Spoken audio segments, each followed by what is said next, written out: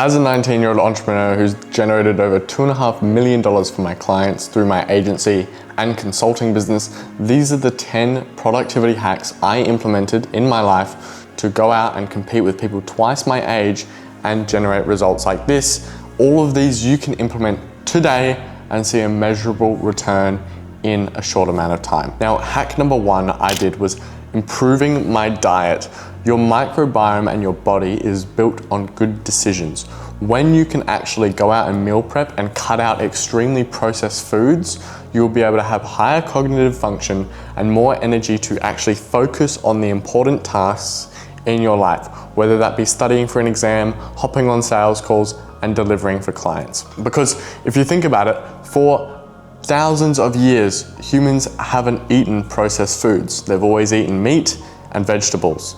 And that's all you really need to be doing to actually get ahead of the average person in our generation in 2026. No one's eating extremely healthy aside from the people you see on social media who make it their personality and are actually working out in the gym and focusing on their health. When you can eat clean and get all of that energy, you'll be able to achieve so much more in your day-to-day because you won't be fatigued, your microbiome will be healthier, and everything will be going your way. Hack number 2 I use is to offload menial tasks to AI. In my case, as a business owner, that revolves around content ideation and fulfillment. So if I can go and get an AI to find my competitors' top performing videos and apply my lived experiences to those ideas and build out entire scaffolds of videos for production, that saves so much time for me, so I can go off and focus on fulfilling for clients or interacting with prospects. So if you're a student, if you're just the average working person, you need to find out what areas of your life you can help improve with AI, whether that be building out entire workout routines, meal prep schedules, all of it. If you can just give yourself less decision fatigue by focusing on the things that matter and will actually help grow you, you will get so much more done in the long run and be far more productive in the short term and feel so much better about yourself as you're going through and ticking things off your to-do list. Now, hack number 3 that I love to use, especially in my working days, is to focus and do the hardest work at my peak cognitive function. Usually that's in the morning, and I have a very different sleep schedule to a lot of people, and we will get into sleep later. But I get up at 3:30 a.m., work out, eat a full meal, and don't touch my phone for the first hour of the day. I also get a full liter of water in, and then I get any sort of blue light and focus and put in multiple hours of undisturbed work in my house where I'm getting the most important things done for the day. Whether that be recording content in a silent house where no one in the neighborhood is completely asleep, that's what I'll do. If I have an overseas call, then I hop on that. All of those things where I'm the most switched on and I'm not extremely caffeinated, because caffeine, your body begins to rely on it. It cuts off your receptors in your brain and it makes you feel awake. Even if you are not well rested, you haven't been hydrated, and you are still sleep deprived, you can build up a reliance on it to get work done almost in a habitual sense. You're programming your brain to only work if it has consumed caffeine from the habitual sense, not the physical diet sense. So cut out as much caffeine as you can, maybe drink herbal teas instead, and do the hard things first. The saying, eat the frog first, couldn't be more applicable to any entrepreneur or anyone trying to actually be that 1% better every single day. And then you can go to bed extremely early. You'll naturally be tired because of all the hard work you've done, and your sleep will gradually improve and your circadian rhythm will be fixed before you ever need to rely on an alarm ever again. Now, hack number 4 is extremely important for anyone who wants to become irreplaceable to AI. Whether they're working a white collar job or building an actual personal brand and selling their skills online, being able to document everything makes you become irreplaceable. Building a personal brand is the best thing you can do for yourself in 2026. You need to hop on the bandwagon before it is too late and AI can replace you. People will always buy from people, And that couldn't be more true when it comes to actually showing your authentic self, your lived experiences, and the work you put in every single day. That's why I create vlogs of me delivering for clients and post my physical client calls, talking to business owners that we've helped scale either through Brand OS or Meta ads, and how much their lives have actually changed. For example, nearly having to close down their business to needing new buildings to actually deal with all of the customers, or buying their dream cars like some clients have, because the work we've done has allowed them to go and live a bit more carefree and do the things they've always wanted to do. And I've been able to do that because I document everything. I record what I do in my day, the sales calls I hop on, the important pieces of information that I come across either through working extremely hard at what I do and what I'm very passionate about, or things that I consume, whether that be through books or communication with other people who are 10, 20 steps ahead of me, like millionaires and billionaires. All of those things I have documented. And what I like to say is, if you want to build a personal brand, or you're still struggling to build your personal brand, go back, think of anything that important has happened in your life. Something that makes you truly one of one. And that could be anything that no one else has ever had happen to them, in concurrence with other events in your life. And talk about them and how they can actually be warped to provide value to your audience. For example, if I wanted to create content as an agency owner, I would talk about the time I generated 36 leads for a contractor business and got them booked out for 3 months with multiple 5- and 6-figure jobs, all because of the personal experience I had with family friends who were contractors. See, I'm implying the knowledge I have from a physical thing and people I know in my life, and how I was able to take that knowledge about their customer base and how they operate and apply it to a client's business. It's very simple. You take a case study and a real human connection and event that happened in your life, and you put them together. So document as much as possible. Record your calls, record your workouts, record your meal prep, all of it. This will allow you to get so far ahead in your life that you won't even understand the types of opportunities you get access to just from doing this. Now, hack number 5 is extremely important for anyone who wants to be young and risky. And that is investing your money and setting aside anything you don't need to live on into index funds or other investments. This isn't financial advice.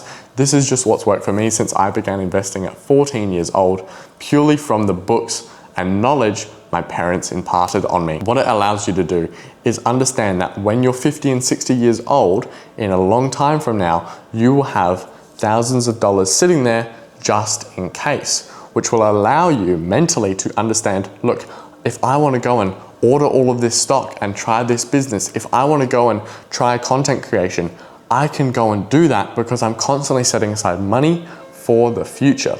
So try and build the habit, no matter how much, of consistently investing your wealth to A, let it compound, and B, stop you from ever touching it until you are old enough to actually leverage it, whether that be buying a house or retiring on. It's what allowed me to go through and try as many things as possible and fail as much as possible, which we will get into another hack, to be able to go out and deliver so much for clients. In this case, $2.5 million in cash collected in 7 months. But the only reason I was able to go out and do that is because I knew that in the back of my corner, I had funds sitting there that were purely just for the worst of the worst case scenario, that in any other situation I would never touch unless to leverage to go and buy a house or retire on. It will allow you to go after the more important things in your life, and you'll be so much more ahead of people your age because no one else really invests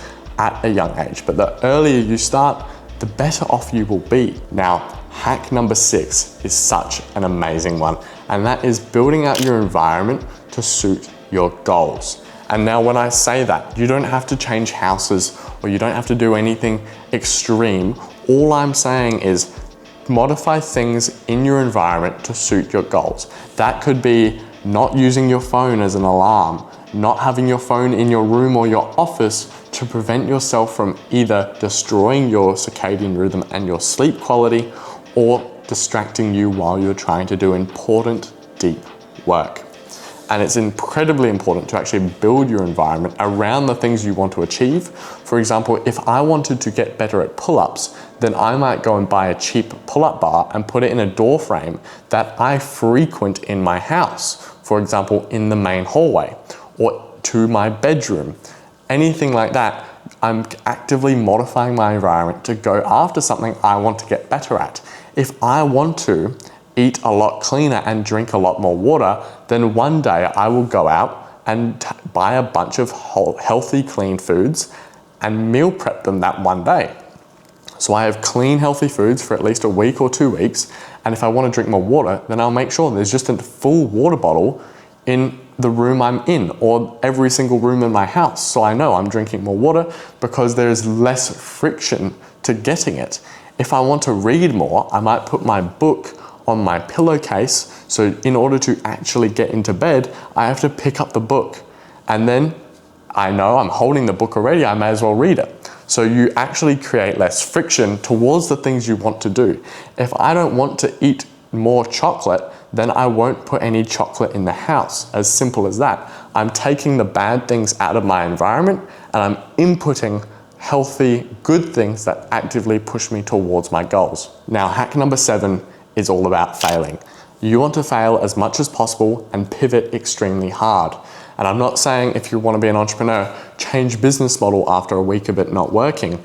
But let's say you're trying to sign clients for your agency. Maybe instead of doing cold calling, you try cold DMing, or maybe you try building a personal brand, like what I've done to sign consistent clients. All of these things, you fail with multiple reps of the same thing a lot of the time, and then you change up maybe your outreach message, maybe you change up your training split, all of these things, and then you will collect more data on where you actually are going wrong and splice bits that actually work together to get to where you want to be. So fail as much as possible, especially when you're young, especially when you have either parents in your corner, friends in your corner, or opportunities waiting for you. Try and fail as much as possible, try as much as possible. You never know who you'll meet, you never know the things you will achieve until you actually go out and attempt them. You never know what 6 months of hard work will look like at the end.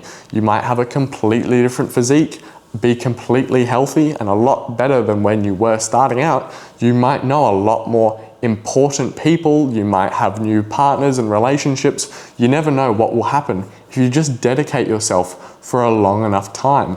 Too many people have such a terrible attention span to the point where if they don't see results in the first few months, they give up. That's not entrepreneurship or improvement at all. You need to sit down and do the reps over and over and over again with no result in sight for months on end. I went multiple months without signing my first ever client, and you have to be another level of delusional to make this work, and that's the cost of entry. If you can sit down, not see any results for months, even years, all of a sudden it will finally click when the work has been done. And you've built the infrastructure, you've built the identity, you've built the mindset to actually fulfill and succeed and be able to maintain your success in that area. There's no point in becoming successful if you cannot actually maintain that success in any form. Now, hack number 8 has everything to do with splitting up your work. In my case, I spend Wednesdays and Fridays recording content and every other day fulfilling and ideating and editing content. Also on Wednesdays and Fridays, I'm still attending sales calls and I'm still attending client calls, but those are the days I just spend 3 hours each sitting down, talking to camera and documenting. Every other day, I do record the work I do, but there is no speaking to camera in a sense unless something really important comes to mind.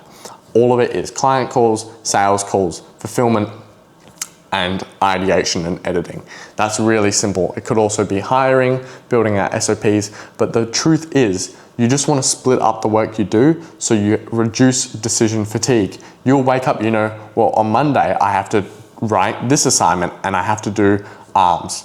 Very simple. And then you can go through every single day with a clear plan on what you need to achieve that has been planned a week or a day in advance. And you can go out and just go and kill it and achieve what you need to be achieving that day through completing your non-negotiables for every single day. Now, hack number 9 is everything to do with your identity.